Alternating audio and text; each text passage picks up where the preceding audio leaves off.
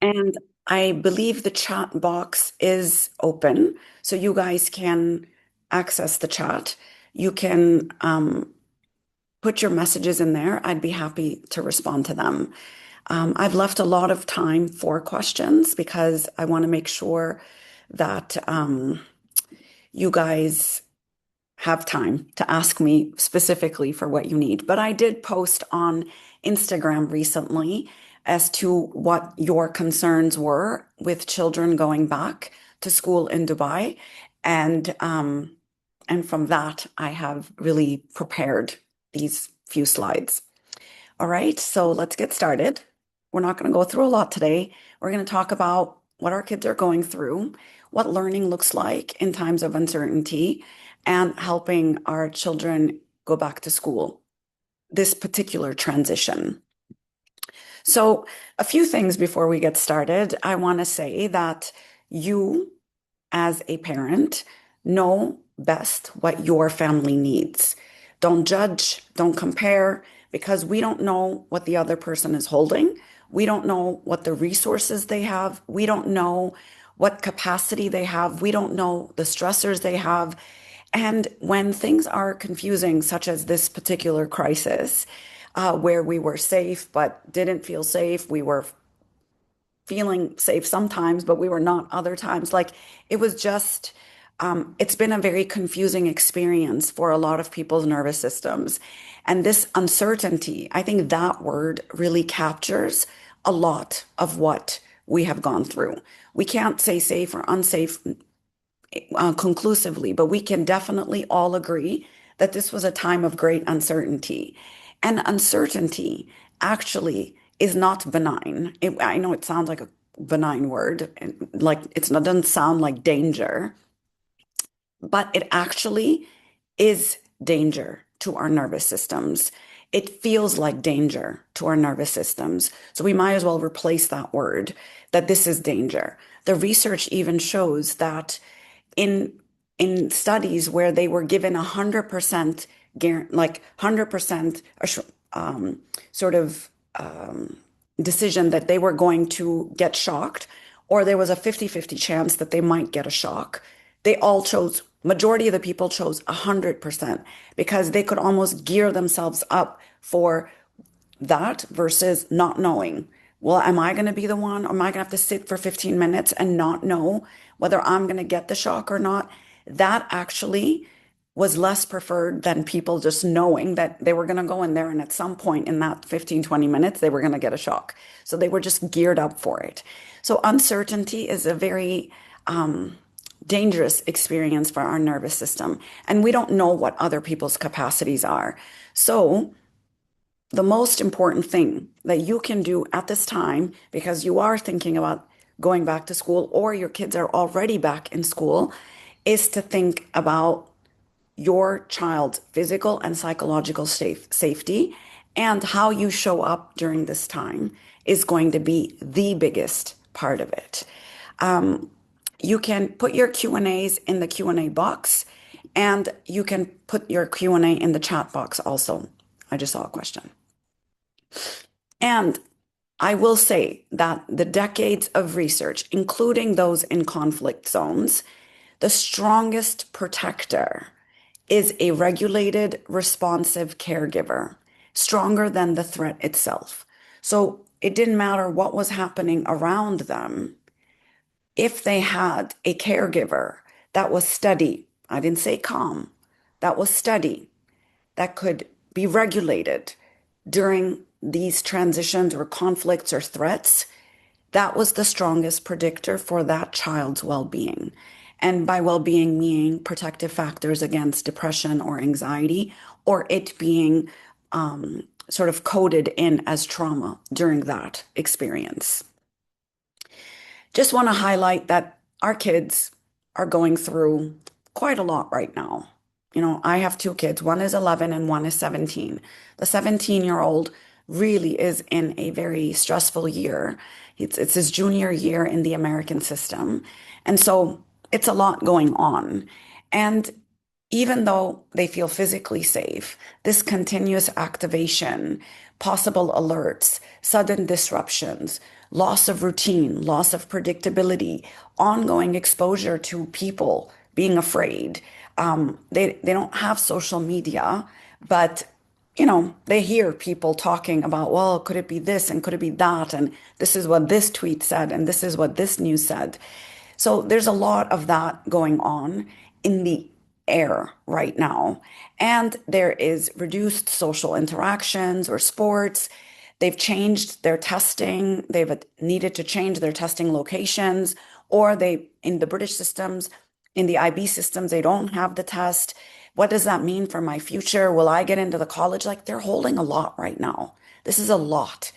And they have to show up for school and they have to show up and focus. I mean, we were already struggling with attention and focus, and now we throw in this to the mix at a very critical time, which is this exam time, this final exam period, and these AP exams and GCSEs, etc. It happened during this time. So this is a very, very stressful time for our kids. And I just want to name that. They're under physical, emotional, and cognitive load. And when that happens, that means we can expect some variability in their capacity, in their engagement, and their emotional regulation. This is not a normal return to school. We go back to school and we have school buses and apples and books as images, but it's not like that. We are going back under reduced capacity at a time when the parents are also quite under reduced capacity. And so we have to adjust our expectations of them and adjust our expectations of ourselves. So what we're looking for right now is sustainable learning. We are not looking for peak performance. And if your kids are under extreme amount of academic performance or academic pressure, remove everything else from their thinking so that they can focus on that. Like if you expect them to make their bed, they're not making their bed right now. If you expect them to, not be online with their friends while they study, remove that. Like some of these things that what is going to help you right now? Maybe they like a particular food or a particular protein shake. I'm talking mostly about the teenagers right now. Like we're going to give you everything you need in order for you to get through these next 2 months. So I would say shift and adjust. You have certain rules and certain regulations and certain expectations. And I would say move that, have very, sort of real conversations with your teenagers and say, what do you need right now in order for you to be successful? And they might say, well, I need you to wake me up in the morning. And, you're probably trying to raise an independent teenager where they wake up on their own. Nope, I can do that for you. So you're really going to have to show up and meet them where they're at right now. This is what I mean by regulation, engagement. What do we need right now in order for you to get through these times? For the younger kids, we're also going to redefine our goals. We're just going to get through this time. What's the most important thing they have to learn? What's the most important thing they have to do? And all other things are going to be a lot more relaxed. A lot of parents have asked me, well, what about them being online and, like using electronics? I would relax that a little bit right now. They don't have access to their friends. They don't have access to engagement. Like, it's okay if this is one way that they are using that. Would I spend all day on that? No, I would not. This is not going to be good for them. But now with kids going back to school, and I know not everybody is in school right now. Even in school, my daughter told me that they won't have recess and they won't be outdoors and they won't have certain things that they do in certain sort of gathered spaces. And so I'm not sure what the regulations are for your school, but they need that time together. So my daughter spends a lot of time on Google Chat and they're all kind of hanging out while they're doing their homework. That's okay. We can do that right now. And so, what is it that they need in order to get through this time in a way that feels like they're okay? We're just going for okay right now. Just some things for me to highlight. I want everyone to take a screenshot of this. This is okay.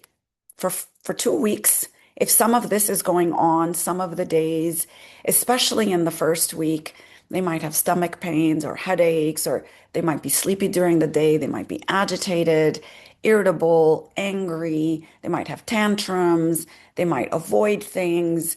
They might say, I can't focus. I can't concentrate.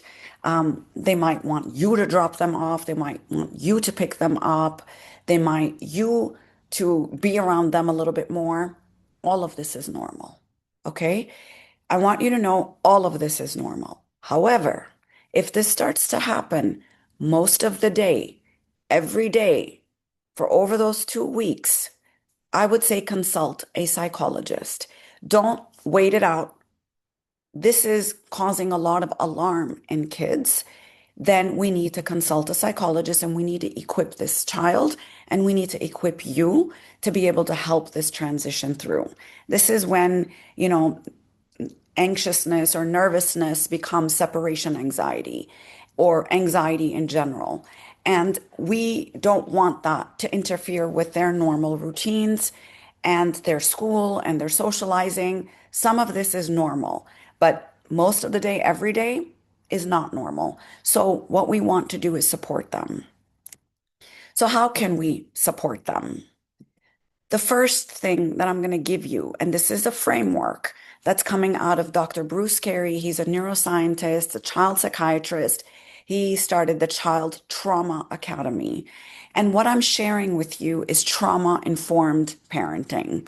I'm teaching you what being trauma-informed means and trauma sensitive, right? Like everybody's afraid that their child is going to get traumatized, but what does that even mean? And I'm going to tell you that these are the three things you need to do in times of any disruption in your child's mood, in your child's behavior, is you regulate, you relate, and you reason. They added a fourth one, which is called re-traumatization, which don't re-traumatize them by saying, what's wrong with you? We don't do that. We regulate, we relate, and then we reason. Most people just jump to reason. They start problem solving. They say, "What? Come on, what's going on with you? Why can't you do it?" So we move into that space, but we haven't regulated and we can't relate. And you cannot reason. There's no thinking involved when they are dysregulated. So these are the three R's I'm going to keep in your mind. You can keep on your phone screen. You can keep on your bathroom mirror in the morning as a reminder that when your child is triggered, when, especially in this coming 2 weeks, even when you're triggered, even when you're feeling dysregulated, regulate, relate, reason. How do I do this with myself? When I'm feeling really agitated, I know something's off. I go regulate. I relate to myself. What do you need, Sal? What do you need? What can I get you? What's going on with you right now? Validate the feelings. I can see that you're really stressed out right now. Yeah, this is very overwhelming. All right, let's just stay with that for a minute, take a few deep breaths, and then I move into problem solving. So this is what I want you to hold in your framework. You can take a screenshot of this one also. This is going to be very important. This is taught over trauma-informed corporations, schools, mental health institutions, mental health centers all across the United States. This framework of the three R's, and then the fourth R being um, the re-traumatization. So we regulate, then we connect before you correct. Connect, validate the feelings. I see you, I feel you, I'm with you. And then we move to problem solving. And I'll tell you guys about that. So you, as I am saying again and again and again, your state tells your children, am I safe or not? I haven't had very long, lengthy conversations with my children about the THAAD system and interceptions, and they've looked at my state and they've said, am I safe or not? So my biggest sort of to-do in times of crisis, and we've been through a few, becomes, am I steady or not? Now, I have a anxious disposition. I am a recovering type A controlling personality, and I am learning to trust more. I'm all of that. And I know that this has become the most important thing for me as a parent is that I'm going to study myself so that I can study the whole system. On days when I'm off, everyone is off. And you guys have all felt it. On the days the parent is off, everything starts to go wrong in the household because there is a contagion through the whole system and everybody is picking up on your anxiety. And so your child's experience of any particular situation, day, holiday, lunch, dinner, all of that is shaped by you. I know. I wish it wasn't. Sometimes I'm like, let me just be in a bad mood, but it just it just doesn't work that way.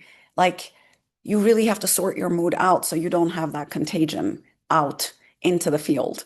And so trauma is not what happens to you. It's what happens inside of you that is not met, that is not held, that is not processed, that is not metabolized. We are like the mama bird. We chew up the experience and we give it to our kids. And we say, here, this is what's going on right now. This is what you need to know right now. You don't need to worry about keeping yourself safe. That's my job. You don't need to worry about keeping yourself safe. That's the school's job. They're going to keep you safe. And I trust the school that they're going to keep you safe. This is our government's job to keep us safe. This is how you just worry about being a kid right now. This kind of steadiness, how they respond, how they recover, all of that is going to be shaped by you. And a dysregulated parent cannot co-regulate the child. So, what do you need in order to regulate? So, just a few things. And any of these, sometimes when we say your regulation helps regulate the child, sometimes you're just like, and then you should breathe. It's like, no, but I should be doing something more. No, actually, you shouldn't. We know from Stanford science that the physiological sigh is the most powerful way to regulate your nervous system. Just three of these breaths will bring you into calm. We just have to catch ourselves before we attack or before we launch into some kind of reaction. We have to catch ourselves and breathe. So it's really important that you spend time alone in the morning settling yourself, gathering yourself. One thing that I actually thought about as a way of regulation that is not internal is create a lot of white space in your calendar. Don't rush. This, in the mornings, create more buffers. Wake up earlier, go to bed earlier, have a lot more time to get to school. And so you, even if you're stuck in traffic, you get there early. It's okay. You can hang out in the car. Like just creating that kind of buffer is a regulator. So it's very important that you regulate yourself first and creating time, breathing, slowing your breathing, lowering your voice. I think maybe God made me lose my voice this whole time so I couldn't yell at my kids. Maybe that's what happened. It was like divine intervention for my children. But breathing and lowering your voice, slowing your pace, not consuming, people have the news playing in the background on television. Don't do that. It is apocalyptic on that television. If you need to see it with headphones on or the noise off so your kids are not exposed to this. If you are, um, you know, I'll come to that actually. So it's really about how you're showing up for your body. Sleep, food, movement. I know earlier days when the alerts were going off, sleep was a bit more compromised. I would say sleep a lot. And whenever you can, rest. This is about low power mode and conserving your energy. So just because you have a little bit of energy doesn't mean you should like call people and go out. No, you have a little bit of energy, conserve it for these next 2 weeks because you're just going to need that to give to other people and to transition. And and that's probably the most important thing. It also is important what you say to your children during this time. Remember, your tone, your pace, how you communicate will be more important than the message itself. So, guys, guess what? The school is opened and it is safe. Is it safe, Mama? Yes, it's safe. You will follow the instructions just like a fire drill, and they will practice. And let's do some breathing so you can do that when you actually get to school. So when the alert goes off, you do the breathing and follow the teacher. It's just going to be like any other drill that you've practiced. If your body feels tight or worried, you can slow it down by breathing. This is now me equipping my kids that just breathe and doing the physiological sigh. The physiological sigh, let's do it together now. We're going to do this.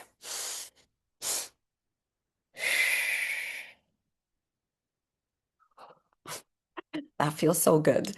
So, what you do is a double inhale, and then you do a long exhale. Double inhale, long exhale, 3 times. And then your body just relaxes. Move your shoulders a little bit and follow the teacher. I know this is hard, but Mama, I'm scared. This is hard. Yes, my love, it's hard. And you can do hard things, and we will do them together. But you are safe. I know it feels hard, but feelings aren't facts. It feels hard, but it is not unsafe. You are safe, and this is hard, and we can do hard things. Feelings are not facts. Feelings are just telling you that you need to breathe. This is an alert. If there's an alert, the teacher will know what to do. Okay? So that's it. And this is, will there be an alert? I don't know. But if there is one, the teacher will know what to do. Like, we don't know if there will be an alert. And I'm not going to say no, because we don't lie. And I'm not going to say yes, because I have no idea. But if there's an alert, be very confident that the teacher will know what to do. This is what they're doing right now. Schools are prepping up for this. There is safety protocols in place, and they will know what to do. The people responsible for your safety know what to do. If we ever need anything, if we ever need to do anything differently, they'll guide us. Mama, what if we go back to school and then they say, oh, we have to go back online? Okay, we'll go back online. You know how to do this. You've done it before. So we'll just go back online. But the people responsible for our safety know what to do. And if we ever need to do anything differently, they will guide us. I trust that they are here to keep us safe. My job and the school's job is to keep you safe. Your job is to be a kid. That's it. Don't worry about trying to keep yourself safe. And that actually is a really powerful one. That's almost like a reminder to the child, like, oh, yeah, there are people around. I don't have to worry about myself. Someone's got me. And the teacher they're going to say, I got you. I got you.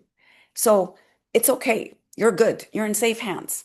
Everything's going to be fine. Just like there was an alert at the house and we went inwards away from the windows, the same thing is going to happen at school. No different. And the teacher, and you're just going to be with your classmates, and the teacher is going to guide that. So that's it. We're prepared for this. It's going to be very important that you manage your emotions. Guys, if you don't have a therapist, get one. Like, we are living in such uncertain times that we need a space where we can go and process our stuff. We need a network. And right now, maybe all our friends are overwhelmed. Maybe our partners are overwhelmed. Maybe our family is anxious because they're overseas and wondering what's going to happen to us. Like, it may not feel like you have a place where you can go to. This is why I think having a therapist on standby where you can just go during times of transition would be very helpful. I'm not saying you need to talk about your childhood. I'm not saying you need to process your, traumas. I'm saying you need a place where you can vent your anxieties, you can work through your scenarios, you can work through A, B, C, X, Y, Z, so you don't have to bring that into the room. For me, in times of transitions, my therapy goes up to 3 hours a week. I'm doing double sessions here because I know that I got to be good for all of these people.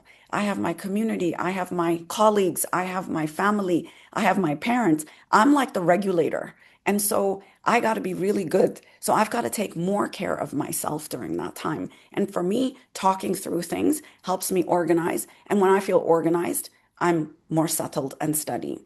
So this is what I would recommend. Find a place where you can process your stuff so you don't bring it into the room with your kids. Do not add any more stressors to their transitions. No, there will be no staycations in the coming weekend. If you have any plans, cancel them because what we want to do is we want to ground the kids into a routine. The routine is going to be very important. So you can plan the staycation for later on in May, but for now, let's just lock in these next 2 weeks to like May 10th or something, and let's just see what we can do to really anchor in and deeply, deeply trust that the schools are open because it's safe to do so. We know that from our government that they will not expose us to risk. And if anything changes, they will tell us, stay home. And that's it. And we just have to trust that. Is it hectic? Sure. Is it inconvenient? Maybe. But it's safe.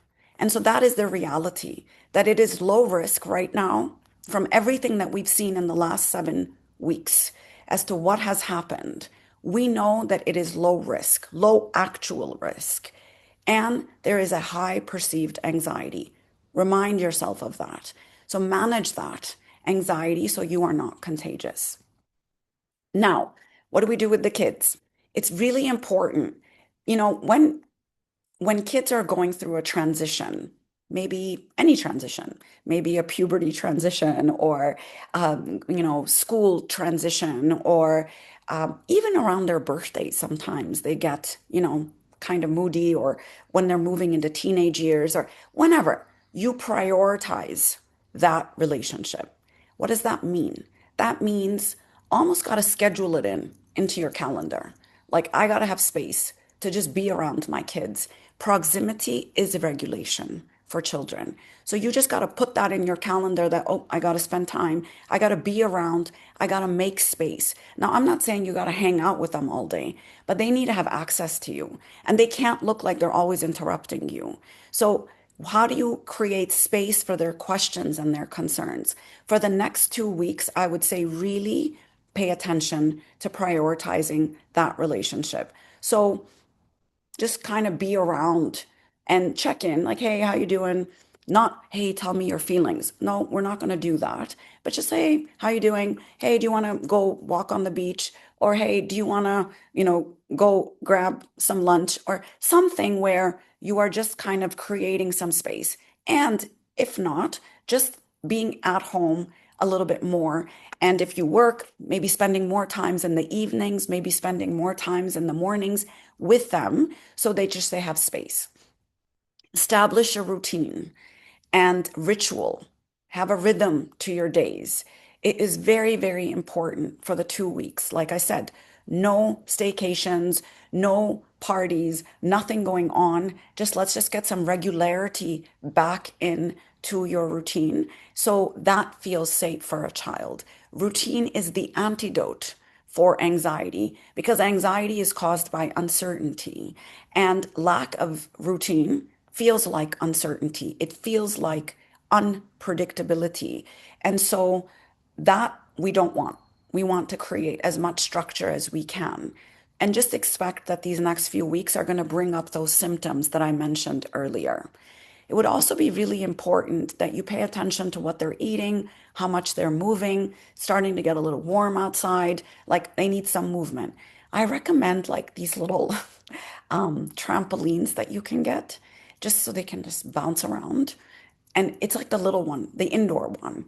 It's so good for kids. And it's so good for parents too, by the way, just so you can just kind of shake it off. I'm going to post a video on my Instagram account on some movements that you can do. I found it, I think, a few days ago. And I did some of these in the morning, and it's just like 5 minutes, but it was so good. So I'll share that on my Instagram account as well. And um, sleeping, making sure that they're just getting onto like a routine of sleep. So I'm going to spend a little bit more time on this slide. Now, what I'm sharing with you are things that I did when I was working with children And I had like a 7 week protocol that I would do with kids that would come in for anxiety. So these are actually therapy techniques that I'm sharing with you that you can do with your children. And this is not just for now. This is for as long as they live, they will have this. You can also do this. So, what can you do with your kids that is preventative? We're not waiting till they get anxious to give them this. We are giving them this. So, when they are anxious, they can do this. Remember, you cannot um, think from a state of alarm. You must calm yourself, regulate yourself before you can turn that higher order thinking on. So the first one is going to be breathing. The 4-7-8, kids like this one because it's physiological sigh might seem a bit too much, but you can say double inhale. They kids can remember that as well. But the 4-7-8 is 4 in, 7 hold, 8 out. 4 in, 7 hold.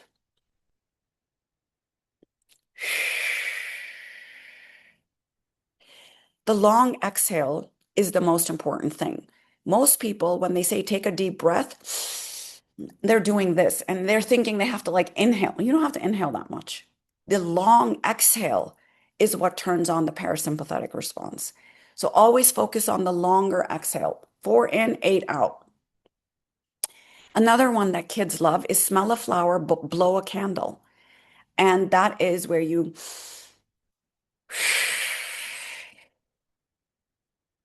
and you're blowing the candle in this kind of forceful way.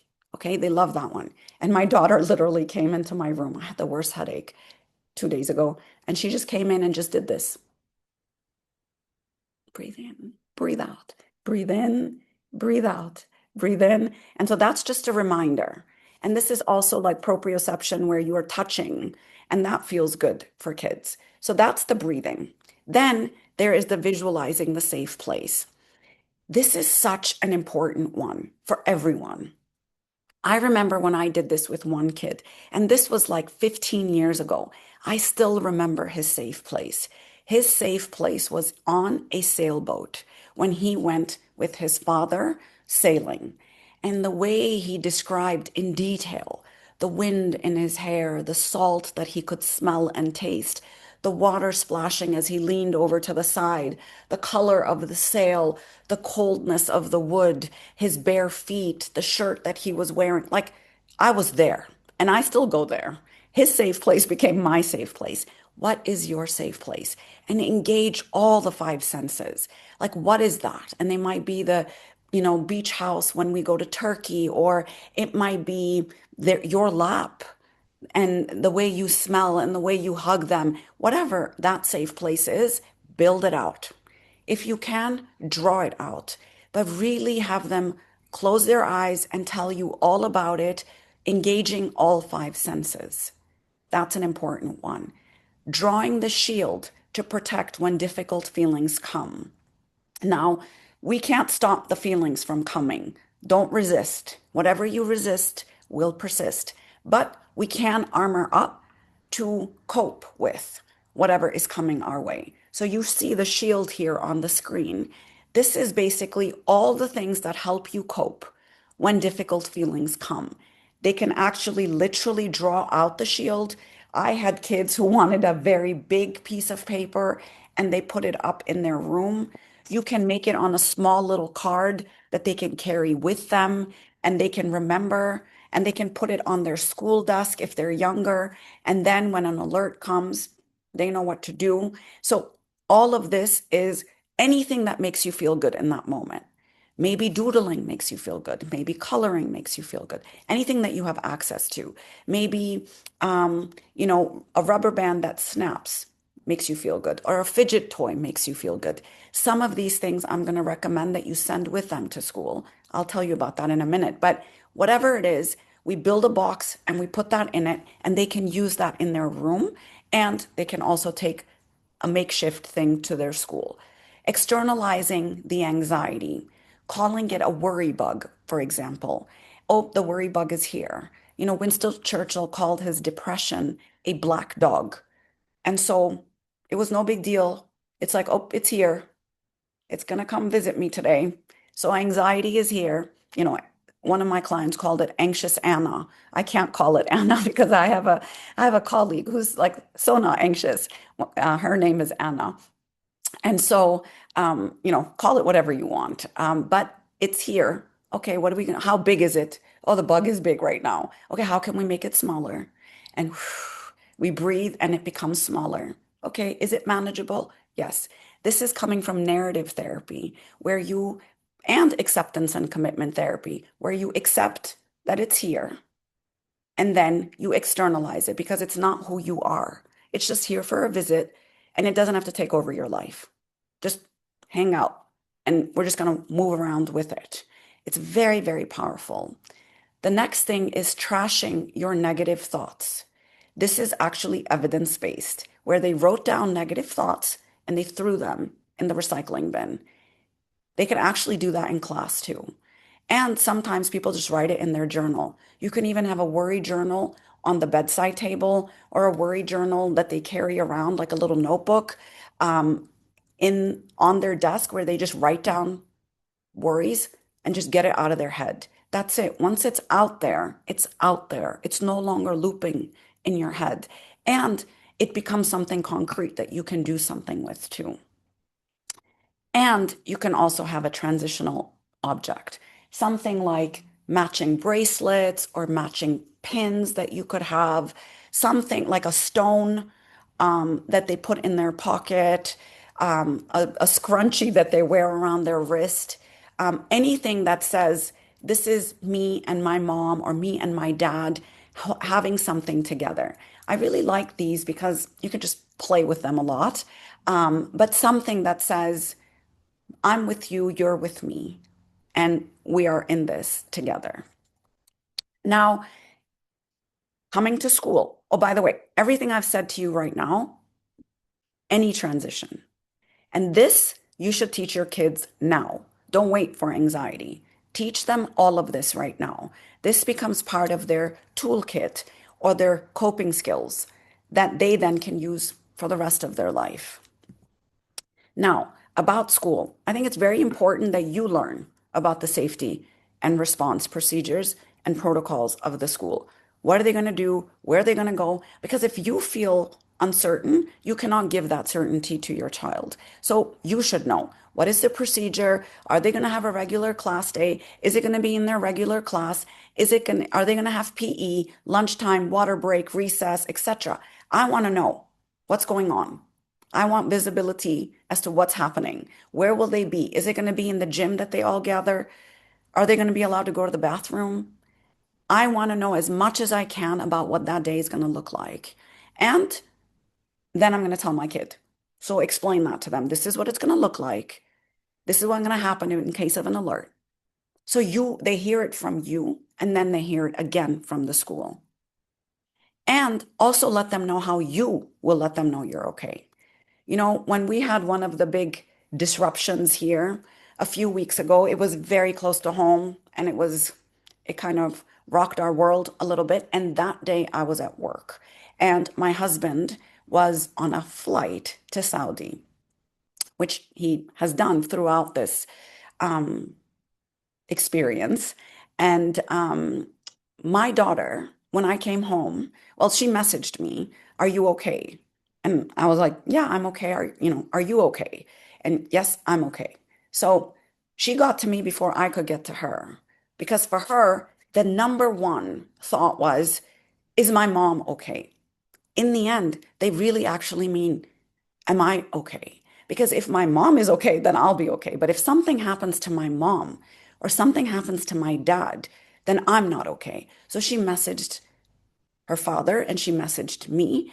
And he, thank God, had Wi-Fi, so he could message her and say, no, I'm fine. And that for me, I think is a very important part of this transition that the schools might be missing. I got to give my kid some way to access me, to ask me if they're worried about me, We cannot just assume that we are only worried about them. So my kids, she's not going to take a phone to her school, but I've downloaded iMessage on her Instagram, or not her Instagram, on her iPad, and iMessage or whatever, I don't know, whatever chatting mechanism that you can build into their tech that they're taking to school. That way they can message and say, I'm gonna, you know. So I think this is a very, very important part about communication as we go back to school. Now, this is your checklist. Some of you might already be in that space. Some of you are now moving into that space. I know some schools are going back on Tuesday, Thursday, all of this is going on. So, right now, get your kids into the routine. Make sure they're waking up and sleeping and all of that. Start breathing, start grounding. Make them practice with their feet on the ground. Feel the feet on the ground and do a deep breath and exhale long. Inhale, double inhale, exhale long. Double inhale. Just do that. You get in the car. All right, guys, let's do some breathing. Okay, we get in the mall. Before we get in the mall, double inhale, exhale. This is just you teaching them grounding, breathing, grounding, breathing. This is so powerful for when they feel destabilized. Ground yourself, put your feet on the ground, feel the feet on the ground, feel the ground underneath your feet. And now do a double inhale, exhale. Really important to get your kids back into the groove. Okay, pack your lunch, pack your bag. Make sure that you talk through them with the protocol. Who's going to drop them off? Who's going to pick them up? Are they going to take the school bus? If they feel super anxious about the school bus, tell your work that you're not going to be there in time. You're going to pick them up and drop them off. Your work will understand this transition period. It's not going to always be like this, but it is like this right now. Give them a comfort item. Like I said, it could be this kind of bracelet. It could be a fidget toy. It could be a stuffed toy. It could be something that they take with them. And I know that the older kids are not going to do this. Maybe they have something like this, but the younger kids may appreciate that. And this is the same recommendation I'm giving to schools when I meet with them, is to allow a comfort item to go with them. But if they're not asking you to bring it, you tell your teacher, I'm going to send this with my kid. I'm going to have them bring this. In the morning of that day that you're taking them to school or the bus is coming, leave a lot of white space, leave a lot of room. If you usually check the news or Instagram, or don't do it that morning. Leave white space in your head and in your schedule, and leave a lot of time buffer so you're not rushing. A rushed system is a dysregulated system. A rushed system is a dysregulated system, and a dysregulated system is a rushed system. So the more space and the slower you move, you just send your signal to the brain that all is well. If I just walk slowly, even if I'm stressed out, my body is thinking all is well, because we usually are running from a tiger, right? So I don't want to run. Even, and usually people, it's actually like a trauma response. People are just rushing. They don't even know why they're rushing. That's a trauma response because your body has been running from something in your mind or in your past. And so you rush through life. Slow it down. No rush. Keep conversations light. Don't talk about alerts that morning. If they bring it up, they'll say they'll know what to do. Think of it like a drill. They'll take you through it, just like I told you. Do breathing and grounding again in the morning and assure them again and again that they're in safe hands. In the first 2 weeks, stay very connected to the school counselor, stay connected to the teacher. I'm sure they're going to be giving you briefs as well. Adjust your schedule for your work just to be around home a bit more. If you can work from home during this time, I would, just so they can see you when they get home from the school bus, or so you can pick them up. Block off those transition periods. Those periods are very important when they're going to school and when they come back from school. Then they go off on their own and do their own thing, but just making some room. So block off those days, meetings, and push the meetings down so that you are available during that time. Just pay attention to your child's mental health. How are they feeling? How are they sleeping? No need to talk to them about it. Just tune in to their frequency and just see what they're doing. Do they look okay? Are they laughing? Are they joking? Are they themselves? Just pay attention. Have realistic expectations of the school. We all never done this before. Unprecedented times once again. And so we all have to be patient with each other. We're all doing the best we can. The teachers are doing the best they can. The school is doing the best they can. The school is also, being informed by KHDA ministries as you are. So everybody's kind of in this together and we're all going to figure this out together. So having that kind of mindset versus, no, you should know. They only found out when you found out. So, like, let's just all be patient with each other. So, remember the key takeaways, and then I'm going to leave some room for questions. A regulated adult, most important thing. Conflict zones, geopolitical unrest, any kind of life transition, a regulated adult is a protective factor. Predictability. So, as much routine as you can give them, as much as you visibility you can give them, it would be very important. Simple, honest information. Never lie to your children. Never lie because trust is fragile. And if they don't trust you to tell them the truth about what's going on, then they can't trust anything that you say. So it's very important that you give them honest information in a trauma-informed, gentle way, which is according to their age. Physical closeness is regulation, so your proximity is going to regulate them without you saying a word. Just being around you is going to regulate them. So just be around more. Repeated assurances, they're going to ask you 1,000 times maybe. What if, what if, what if? You're safe. We've got you. I know you're worried about this. Let's do some deep breathing and let's unhook from that thought. You are safe. And just giving them space without judgment. This is a little bit hard sometimes because you're just like, come on, man, I've already told you this. Or why are you still feeling this? Like, can we move on? But this is what they need right now. Um, okay. So this is my Instagram. I'm going to post that video that I was talking about. You guys can do it with your kids. And then this is the lighthouse, and we always post very, very relevant information on there for what's happening and what you can do about it. And now I will stop here and ask if you guys have any questions. Let's see. So there's a Q&A box or there's a chat box. So the question is, what is your advice for teenagers getting back into a routine? Like any other time.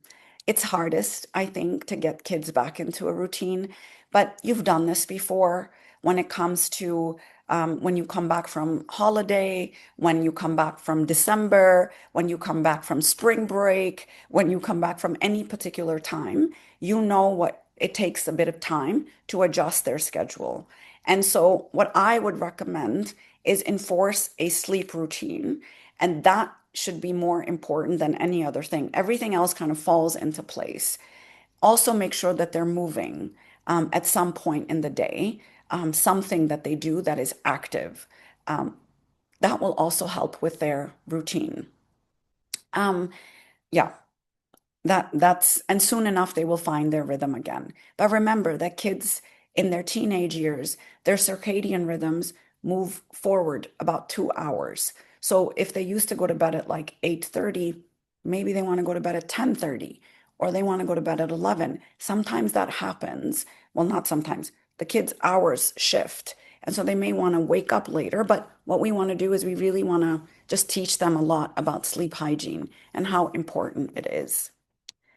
Um, let's see. Any other questions? One thing that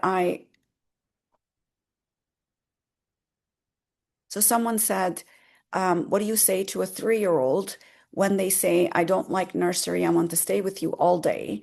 It's not because of the conflict.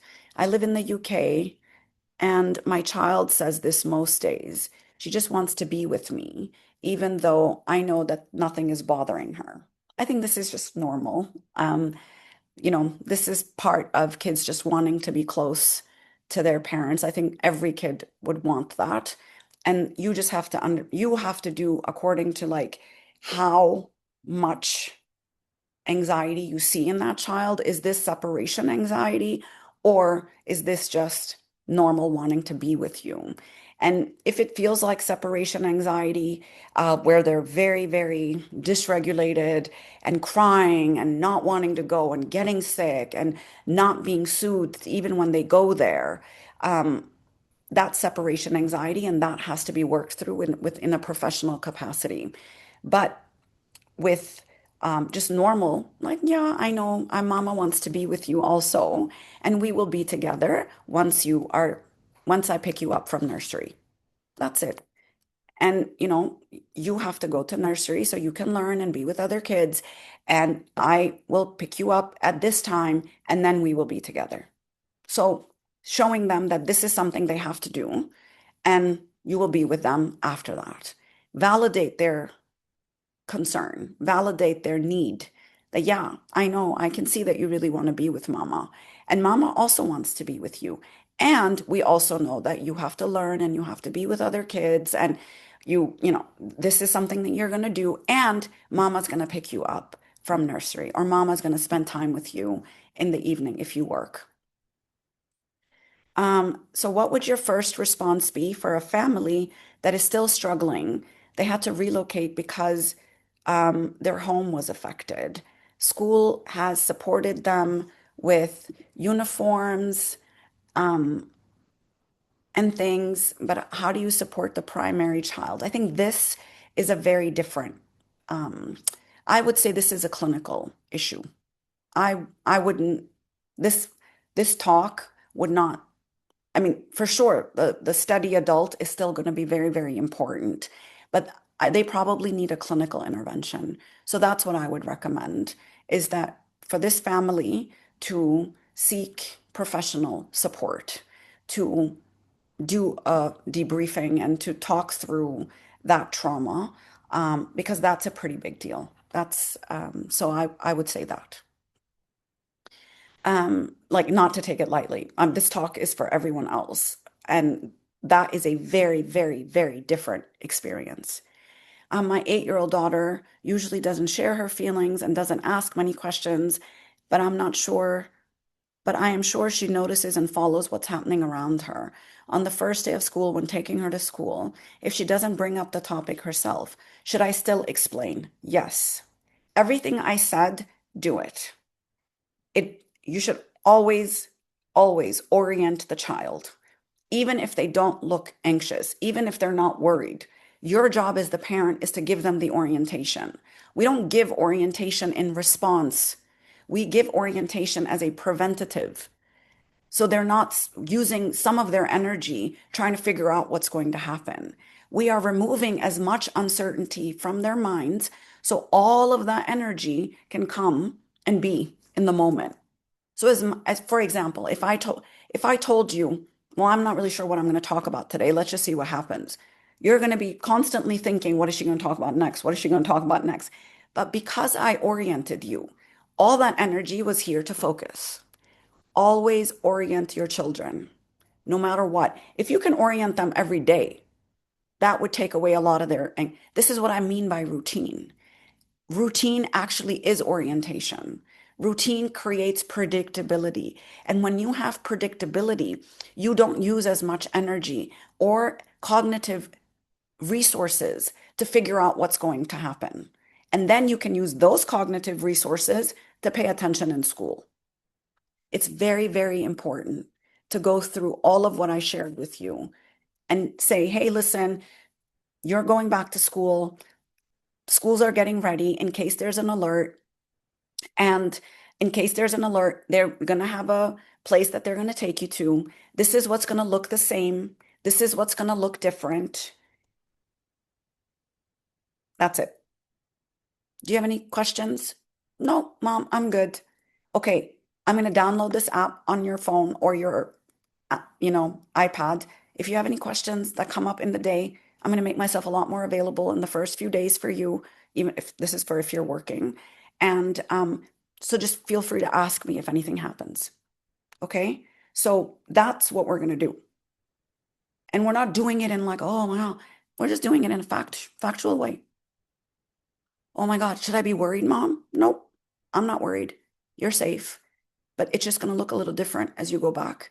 And it's going to be a little bit different because you've never gone to school when there's been an alert. Will there be an alert? I don't know. But if there is, you'll be ready, and so will the school. You see, we're having a very matter of fact conversation here.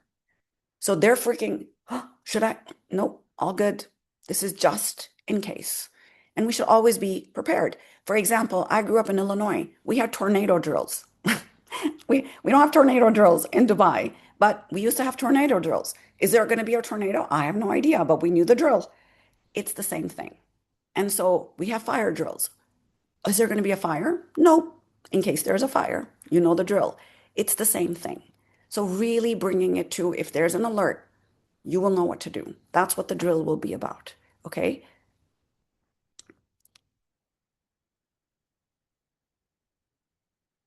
So someone said, how do you ask kids how they're feeling without directly asking it?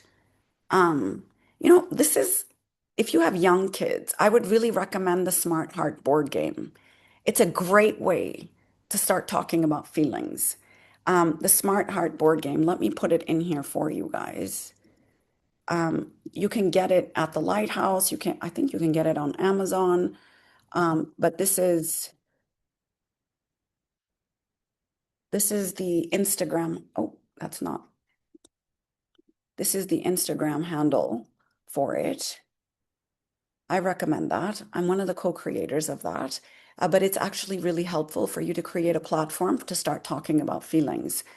Um, and another way that I would do anything is through an orientation. Like, what are you thinking about?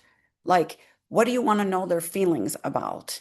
I think kids are more likely to share feelings if they have this kind of open space with you. If you come at them directly, like, hey, come, let's sit down and talk, you ain't gonna get much. If you say, hey, let's go for a walk, and you start walking, and then you say, I had this thing happen the other day with my friend, and this happened, and you share something about yourself, and how about you? How have you been doing? How's school?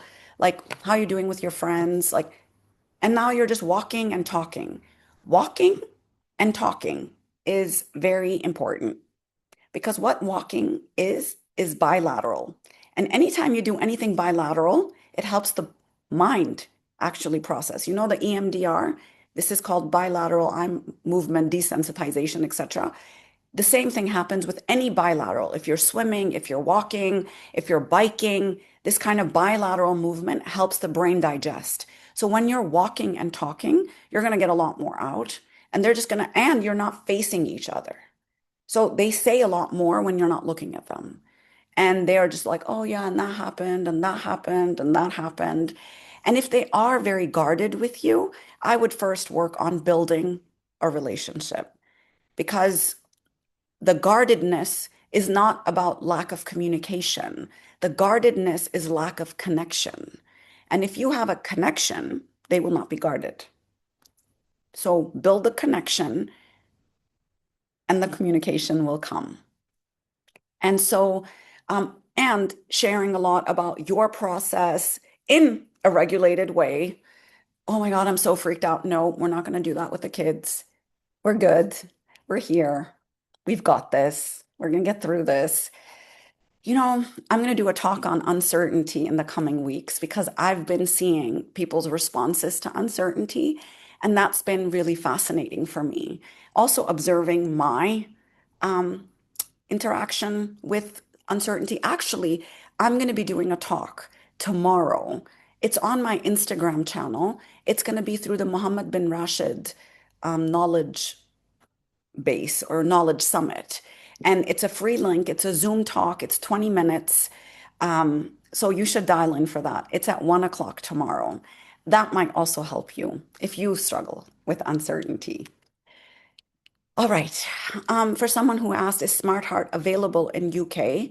I think it can be shipped to the UK. Yes. And I would highly recommend it with the younger kids. The things you learn. And when you're playing it, Like me, my husband, and my daughter played it together, and my teenager played it together. I don't think I could play it with my teenager alone. Like if the younger kids are playing and the teenagers are there, you play it with together. And the things you find out, like my husband never knew I was bullied. He's like, I never knew that. I'm like, yeah, you didn't. You didn't know that. I think it's an important thing to know that I was. And so we find out a lot about each other through that game. It's a really powerful game, actually. Um, so I would really recommend that game. So you can find out more about your husband and your wife also, um, or your kids, or your partners, or your colleagues, or whoever else you want to play with. All right, guys, I will see you. And it's on my Instagram. Someone asked, where is this Mohammed bin Rashid thing? It's on my Instagram. I will repost it in my stories again. You guys have got this. And if you have any other questions, please feel free to reach out to me on my Instagram. I'm very good about responding. Bye, guys.